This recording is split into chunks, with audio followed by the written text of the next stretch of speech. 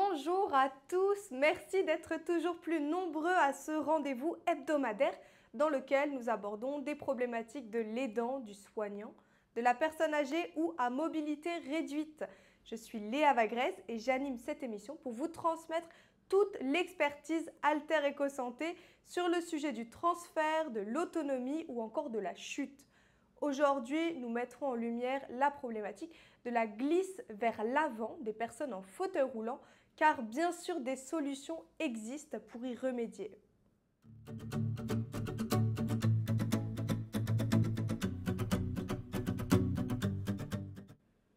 On compte en France environ 380 000 personnes en fauteuil roulant selon l'INSEE dans un rapport de 2020. Comme on peut le voir sur la courbe qui apparaît sur le côté, les personnes concernées sont majoritairement des personnes de plus de 70 ans. Et si on regarde davantage, on constate que les femmes sont aussi plus touchées que les hommes.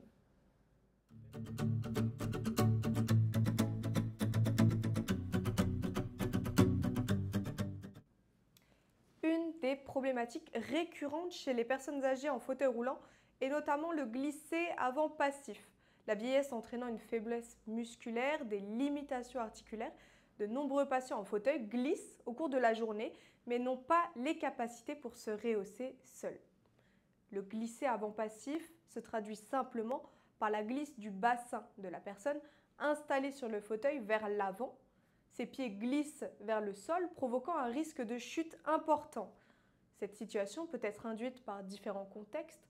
On peut parler d'un positionnement au fauteuil qui n'est pas adapté, d'une incapacité de la personne sur le plan postural, d'une raison comportementale, de l'utilisation des pieds pour faire avancer le fauteuil ou encore le déchargement d'un hyperappui lié à une posture inconfortable.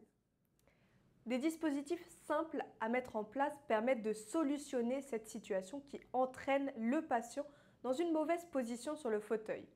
En effet, sans aide technique à disposition, le soignant devra rester vigilant sur le positionnement du patient toute la journée et le rehausser si nécessaire en supportant l'intégralité de sa charge pondérale.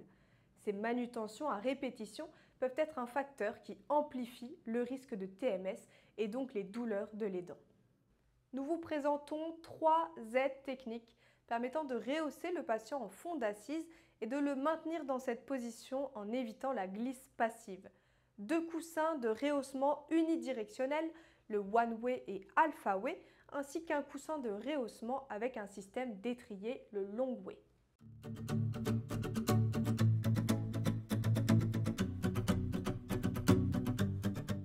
Dans un premier temps, nous parlerons des coussins One Way et Alpha Way, élaborés sur le même système de glisse à sens unique.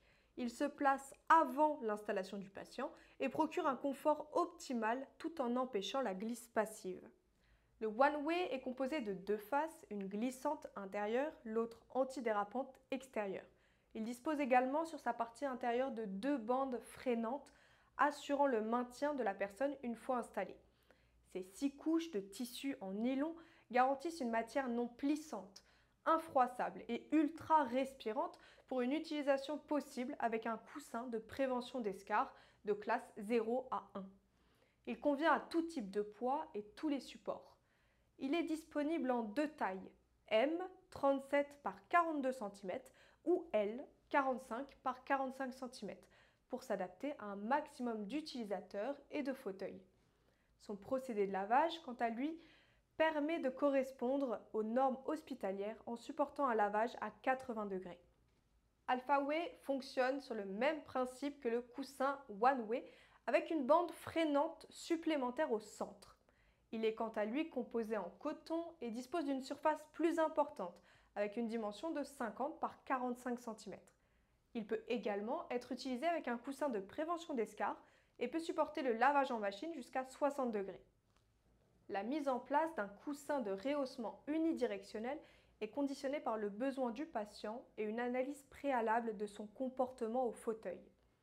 Les patients principalement concernés sont des personnes qui peuvent bien s'installer au fauteuil mais glisser au cours de la journée, ou encore des personnes qui s'installent mal au fauteuil, c'est-à-dire en bord d'assise.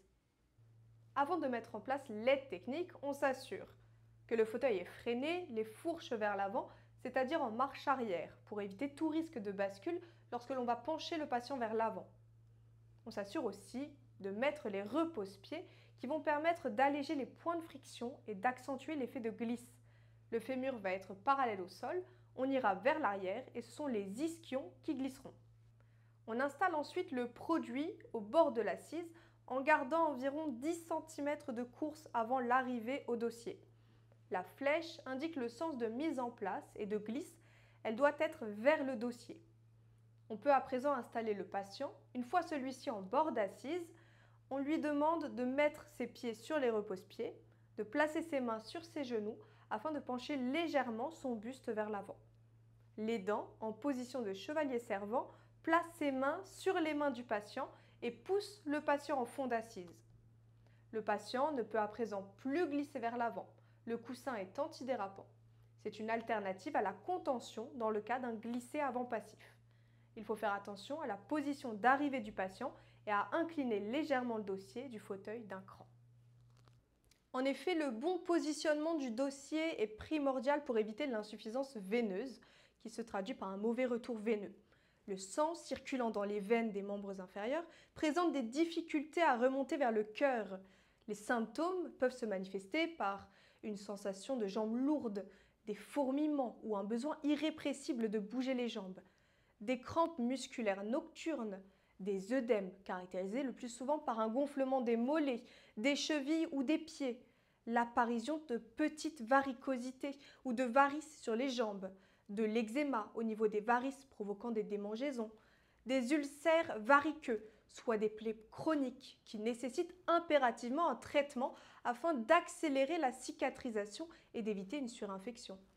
L'insuffisance veineuse peut être en lien avec une position assise inconfortable prolongée. Une installation correcte au fauteuil est donc importante. Si un de ces produits est nécessaire pour éviter la glisse passive et que le patient possède un coussin de prévention d'escarre, il est préférable de le mettre en place progressivement et de vérifier la tolérance du patient.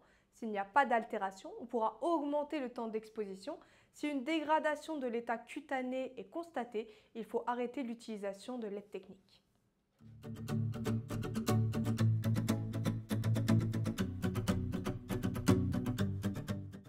Nous vous présentons maintenant le système Longway, adapté pour le rehaussement de personnes bariatriques grâce à un rehaussement effectué avec la force des jambes de l'aidant. Longway se compose d'une surface externe antidérapante et d'une surface interne glissante équipée de 2 bandes freinantes dans un sens. Il est muni d'une anse à une extrémité pour permettre l'insertion du pied de l'aidant lors de la mise en fond d'assise. Sa matière en nylon avec un revêtement en velours procure un confort optimal au patient tout en respectant les normes de lavage hospitalière. Le système Longway se positionne avant l'installation du patient. Il ne peut être utilisé que sur les fauteuils, laissant un espace entre le dossier et l'assise pour faire passer l'étrier. Son installation est très simple. Plié en deux, le cadran avec les flèches vers le dossier, il se place sur le fauteuil avec l'étrier dans l'ouverture. Une fois mis en place et l'environnement préparé comme pour le one-way, le patient peut s'installer en bord d'assise. On procède de la même manière que les coussins précédents pour la mise en place du patient. Une fois en position, l'aidant placé derrière le fauteuil appuie simplement sur l'étrier avec son pied. Ce geste permet de rehausser tout type de patient, y compris à très forte charge pondérale. Il peut ensuite rester à demeure sous le patient.